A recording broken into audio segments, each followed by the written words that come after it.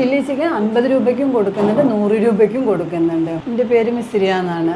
ഞാൻ തുടങ്ങിയിട്ട് ഇപ്പോൾ 7 മാസമായി. ബിരിയാണി കട ചെറുതായി തുടങ്ങിയതാണ്.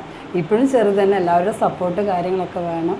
ചിക്കൻ ബിരിയാണി 120 രൂപ, ബീഫ് ബിരിയാണി 130, നെയ്ച്ചോറ് 60 രൂപ, കൈമ 10 രൂപ. ഇതൊക്കെയാണ് നമ്മുടെ ഇവിടുത്തെ ഫുഡ് കാര്യങ്ങളൊക്കെ. 12 മണി തൊട്ട് 5 മണി വരെയൊക്കെ ഉണ്ട്. 5 മണി വരെ നമ്മുടെ വീട്ടിലാണ് ഉണ്ടാക്കുന്നത്. ഇതിൻ്റെ കുറച്ച് അപ്പുറത്തെ വീട്, അവിടെ നിന്ന് ഉണ്ടാക്കിയിട്ട് ഇങ്ങോട്ട് കൊണ്ടുവരാം. ആരും അതാ പറഞ്ഞു, നിങ്ങൾ വന്നപ്പോ എല്ലാവരും വന്നു. പോട്ടെ, പടച്ചോൻ ബർക്കത്ത് നമുക്ക് 2 ട്രിപ്പാ കഴിക്കണത് പറ. ഇതിന്റെ മെയിൻ ഈ കാഴ്ച നമ്മളവിടെയൊക്കെ ദോശയിലേക്കും കിട്ടുന്ന കറി ഇവിടെ ബിരിയാണിയിലേക്ക്.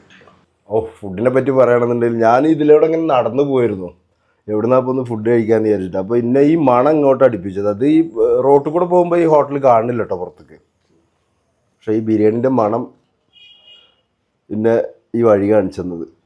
പിന്നെ പടച്ചോൻ കണക്കാക്കി റിസ്ക്കാണ്. ഞാൻ ഒറ്റപ്പാലാണ് വീട്. ബിരിയാണി, കായച്ചാറ്, ചിക്കൻ പൊരിച്ചത് അടിപൊളിയായിട്ട് സെറ്റ്. അപ്പോൾ നമ്മളെ മിസ്രിയ എന്ന സഹോദരൻ്റെ കടയാണ് കേട്ടോ. ഇതാണ് ക്വാണ്ടിറ്റി തന്നെ. റൈസ് കുറച്ചിടാൻ പറഞ്ഞാണ്, ഇതിനെക്കാട്ടി കുറച്ചുകൂടി റൈസ് ഉണ്ടാവും. 120 രൂപൻ്റെ ചിക്കൻ ബിരിയാണി. അത് റാവുത്തർ സ്റ്റൈലാണ്. ചില്ലി പൊരിച്ച് റൈസ്, അതിൻ്റെ കൂടെ നല്ല കായച്ചാറ് കണ്ടോ, ഇഷ്ടംപോലെ കഷ്ണങ്ങളാണ്. മുരുങ്ങക്കായും വഴുതിരിങ്ങയും കുമ്പളങ്ങയും എല്ലാം ആയിട്ടുള്ളത്. വാഴയ്ക്ക അത് സ്പെഷ്യലായിട്ട് വേണം. പിന്നെ തൈരും ഉണ്ട്. ഇത്രയാണ് ഐറ്റം. ഇപ്പോൾ 2-3 പേരോട് ചോദിച്ചു, നല്ല അഭിപ്രായം പറഞ്ഞത്. ഞാൻ വരുമ്പോൾ ഇത് ഒറ്റയ്ക്ക് ഇങ്ങനെ ഇരിക്കണം.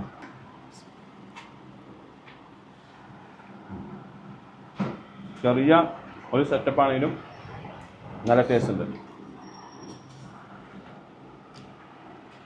അപ്പോൾ ഇതുപോലെ കായച്ചാറൊക്കെ ഒഴിച്ച് ഇങ്ങനെ കുഴച്ച് കഴിക്കുക.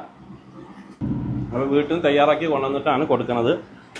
എന്നാലും 2 ടേബിളൊക്കെ ഇട്ട് ചെറിയൊരു സെറ്റപ്പ്, പക്ഷേ നല്ല ഉഷാറിൽ കച്ചവടം ചെയ്യേണ്ട ആളെന്തായാലും. അപ്പോൾ ഇതിൻ്റെ ലൊക്കേഷൻ എന്ന് പറയും, ഇതിപ്പോൾ മുനിസിപ്പൽ ബസ് സ്റ്റാൻഡ്, അതിൻ്റെ പുറകുവശം പൂ മാർക്കറ്റ്, ബ്ലാക്ക് മാർക്കറ്റ്, അതിൻ്റെ തൊട്ടിപ്പുറത്ത് അൽമുബ. അപ്പോൾ എന്തായാലും ഈ വഴി പോകുന്നവരൊക്കെ ഒന്ന് സപ്പോർട്ട് ചെയ്ത് കൊടുക്കുക.